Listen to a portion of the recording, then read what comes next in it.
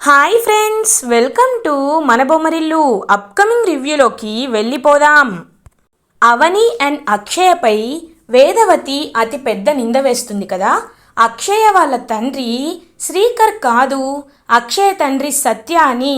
సత్య signature చేశాడు, కావాలంటే చూడు అని నిహారిక డాక్టర్ కన్సల్టేషన్ రిసిప్ట్ చూపించడంతో ఒక్కసారిగా ఫ్యామిలీ మెంబర్స్ అందరూ షాక్ అయిపోతారు. సుజాత అందరి దగ్గరికి వచ్చి, అసలు మీరు మనుషులేనా? ఒక ఆడదాన్ని ఇంతలా అనుమానిస్తారా? అవని గురించి తెలిసి కూడా మీరు ఇంత అనుమానించడానికి మీకు నోరెలా వచ్చింది అని సుజాత అక్కడికి వచ్చి వాళ్ళందరినీ తిడుతుంది. అవని, అక్క, ఇంకా వీళ్ళకి మాటలతో చెప్తే అవ్వదక్క. నా నిజాయితీ ఏంటో నేను ఏ తప్పు చేయలేదని నిరూపించుకుంటాను. ఏ చోటైతే నాకు అవమానం జరిగిందో అదే చోట నేను ఎలాంటి తప్పు చేయలేదని నిరూపించుకుంటానక్క. ఖచ్చితంగా నిరూపించుకుంటాను. ముందు ఇక్కడి నుండి వెళ్దామని పాపం లగేజ్ సర్దుకొని అవని, అక్షయ, సుజాత అక్కడి నుండి బయటికి వెళ్ళిపోతారు. శ్రీకర్ వెళ్ళిపోతున్న అవని అండ్ అక్షయ వైపు అలా చూస్తూ ఉంటారు. నిహారిక, కృష్ణబాబు నవ్వుకుంటూ ఉంటారు. ఎట్టకేలకి మనం అనుకున్నది సాధించాం. ఇంకా ఈ ఇంట్లో మహారాణి అంటే నేను, మహారాజు అంటే నువ్వే కృష్ణ అని అంటుంది నిహారిక.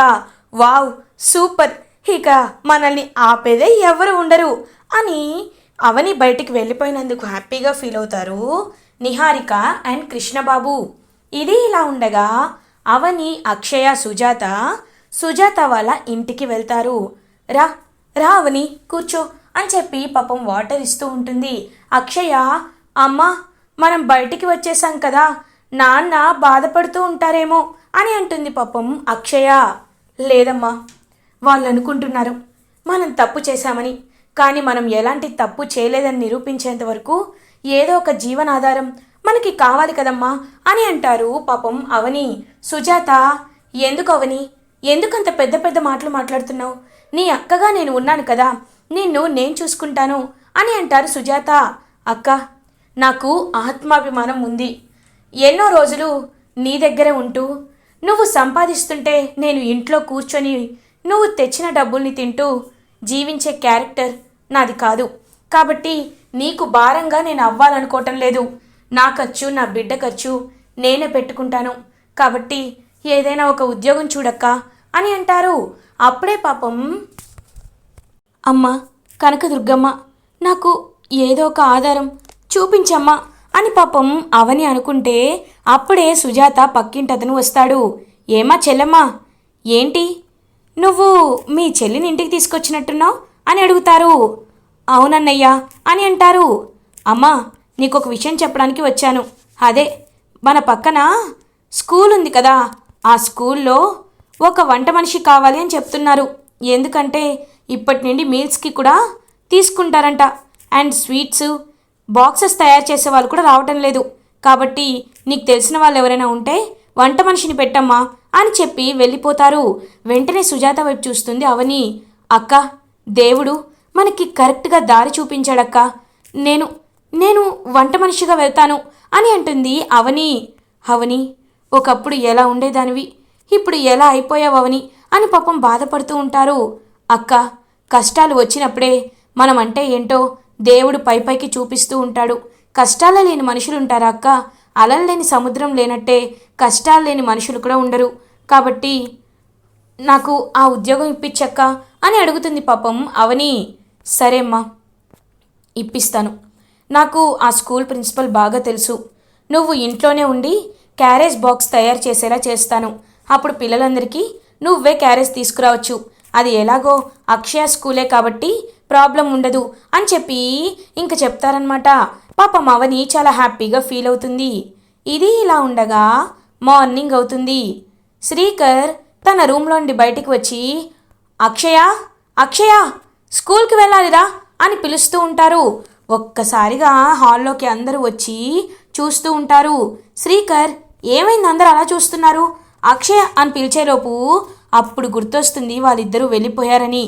ఇంక వెంటనే చూస్తూ ఉంటాడనమాట శ్రీకర్.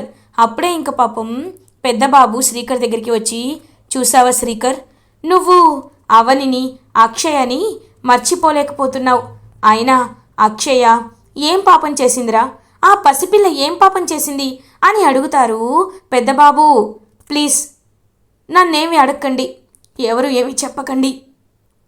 కొన్ని గాయాల్ని మర్చిపోవాలంటే కాస్త సమయం పడుతుంది, ఇది కూడా అంతే అని చెప్పి ఇంకక్కడి నుండి స్పీడ్గా వెళ్ళిపోతూ ఉంటాడనమాట శ్రీకర్.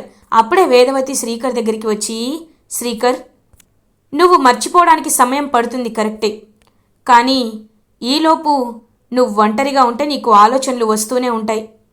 నువ్వు తనని చాలా ప్రేమగా చూసుకున్నావు, కానీ నిన్ను తను ఎప్పుడూ స్వార్థంగానే చూసింది. ఆ విషయం నీకు ఎన్నిసార్లు చెప్పినా నువ్వు అర్థం చేసుకోలేదు.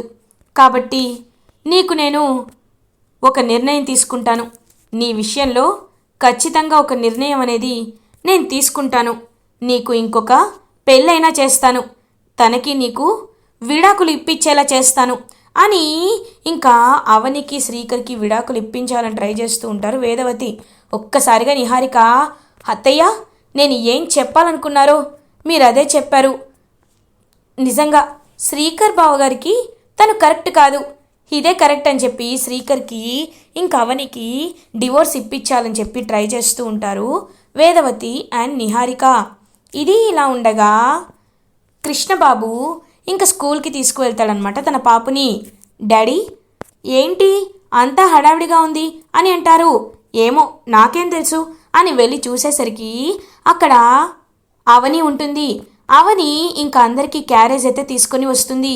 ఇంకా అవనిని చూసి ఒక్కసారిగా షాక్ అయిపోతాడనమాట. వెంటనే అమ్మా అని వెంటనే ఇంక తనకైతే వేదవతికి కాల్ చేస్తారు. వేదవతికి కాల్ చేసి, అమ్మా నీకు ఒకటి తెలుసా, ఇక్కడ అవని పని మనిషిగా మారిందమ్మా, ఇదిగో క్యారేజ్లు అందించుకుంటూ పని చేసుకుంటుంది అని అంటారు. ఇంకా వెంటనే వేదవతి శ్రీకర్కి దగ్గరికి వెళ్తుంది. శ్రీకర్, నీకు ఒక ముఖ్యమైన విషయం చెప్పాలి, వెంటనే అక్షయ స్కూల్ దగ్గరికి రా అని అంటారు. ఇంకలా శ్రీకర్, వేదవతి, అక్షయ స్కూల్ దగ్గరికి వస్తారు.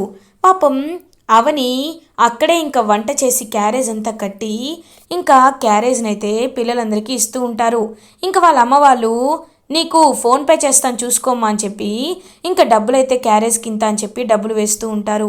అదంతా చూస్తూ ఇంకా డబ్బులు పాపం లెక్క పెట్టుకుంటూ వెనక్కి తిరుగుతుంది అవని. చూసేసరికి అక్కడ శ్రీకర్, వేదవతి ఉంటారు. ఒక్కసారిగా అవని వాళ్ళ వైపు చూస్తూ ఉంటుంది. ఏంటి, ఏం చేస్తున్నావు ఇక్కడ? మా పరువు తీయాలనుకుంటున్నావా అని అడుగుతారు శ్రీకర్.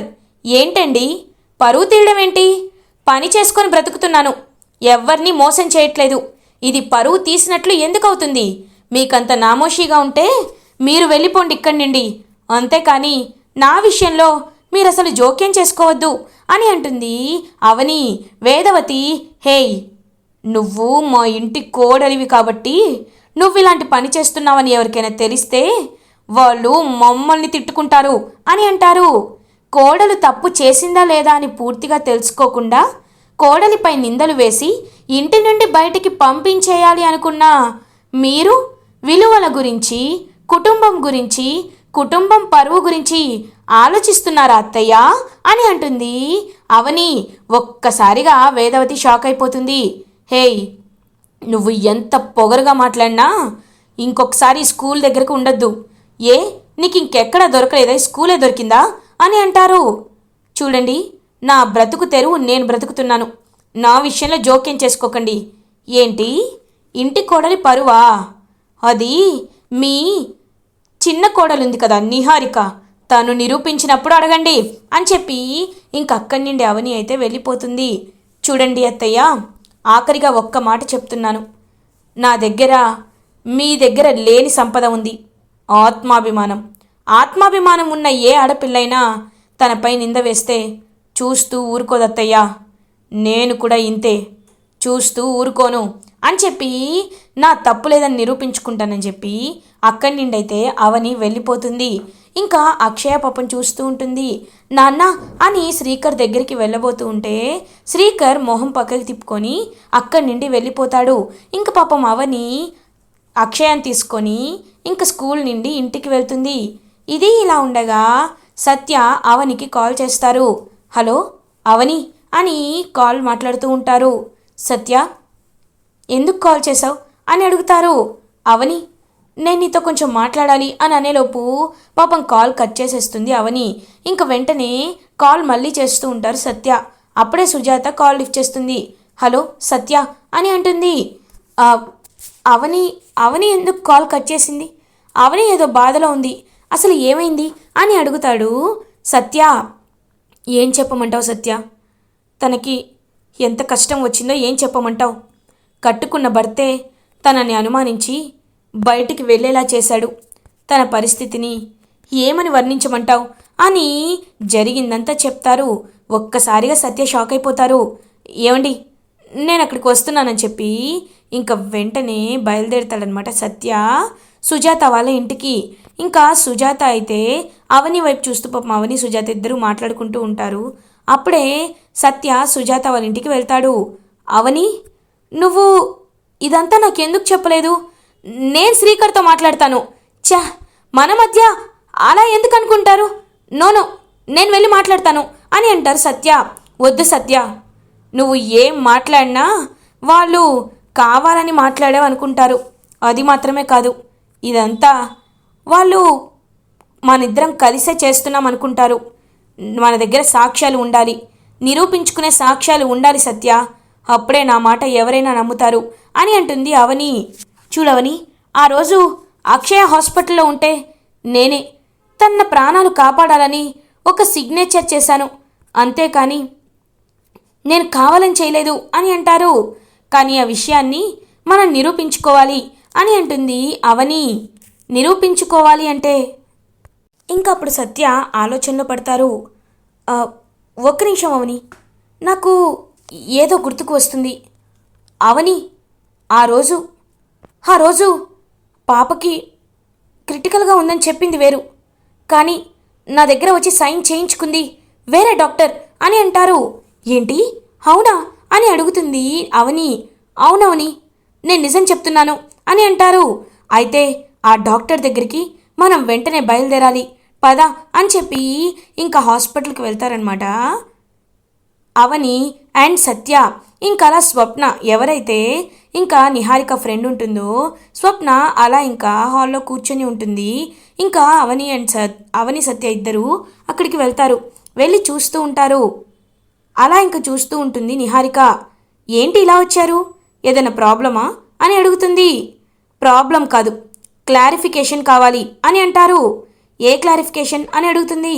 ఆ రోజు నేను ఫామ్పై సైన్ చేస్తుంటే ఆ డాక్యుమెంట్స్ని మార్చింది నువ్వే కదా అని అంటారు సత్య. ఒక్కసారిగా డాక్టర్ అయితే షాక్ అయిపోతుంది. ఏం మాట్లాడుతున్నారు మీరు సైన్ చేసినప్పుడు నాకు మార్చాల్సిన అవసరం ఏంటి అని దబాయించేస్తూ ఉంటుంది. చూడు, నిజం చెప్తావా, లేకపోతే అన్యాయంగా మా కన్సెంట్ లేకుండా మా డాక్యుమెంట్స్ని, మా సిగ్నేచర్ని మిస్యూజ్ చేసేందుకు నీపై పోలీస్ కేసు పెట్టమంటావా? నీ డాక్టర్ లైసెన్స్ క్యాన్సిల్ అవుతుంది, నిజం చెప్పు అని సత్య గట్టిగా అడిగేసరికి ఒక్కసారిగా డాక్టర్ అయితే షాక్ అయిపోతుంది. వద్దు, చెప్తాను. ఆ రోజు నాకొకరు ఫోన్ చేసి డబ్బులు ఇస్తానని ఆశపడితేనే నేను మీ సిగ్నేచర్ని కావాలని వేరే కాపీ మీద తీసుకున్నాను, అదంతా నేనే చేశాను అని ఆ డాక్టర్ ఒప్పుకుంటుంది. ఒక్కసారిగా డాక్టర్ చెప్పిన నిజాన్ని విని షాక్ అయిపోతారు అవని అండ్ సత్య. ఇలా ఎపిసోడ్ ఎండ్ అవుతుంది. ఫర్దర్ ఎపిసోడ్ రివ్యూస్ ముందుగా మీకు కావాలి అనుకుంటే మా ఛానల్ని సబ్స్క్రైబ్ చేసుకోండి. Thanks for watching.